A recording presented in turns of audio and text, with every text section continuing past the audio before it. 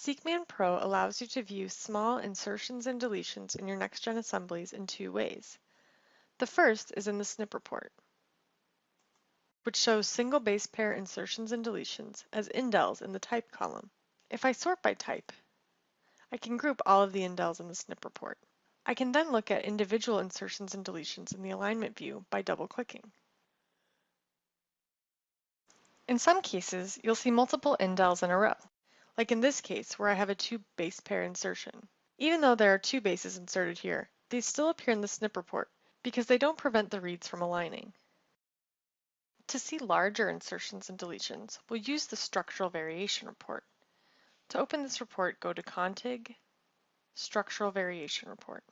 In this report, we can again use the type column to identify insertions and deletions. Here, a type of indel means that a structural variation has characteristics of both an insertion and a deletion. Let's take a look at what some of those characteristics are. First, we'll look at this insertion. Again, I can double-click to open the alignment view. Here, you'll notice the reads on either side of this insertion have bluntly trimmed ends. If we use these arrows to reveal the trimmed portion of the reads, we can see the mismatched insertion. For example, we can see this AACGG pattern is common to the reads on both the left side of the insertion and the right side of the insertion.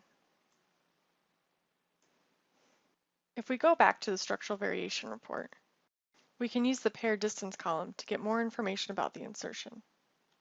For this assembly, the expected pair distance is 500 base pairs, but for insertion regions, the observed pair distance is less than that. This is because the reads are aligned to a reference sequence that does not contain the inserted sequence. So, the paired reads assemble with less distance between them than what would be observed if we align them to the sequence genome. Now let's look at an example of a deletion. Here's a 34 base pair homozygous deletion. We can tell this is homozygous because the coverage is 0.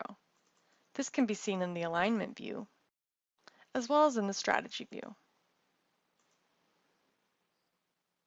0 coverage indicates that the sequence genome does not contain the sequence present in the reference genome.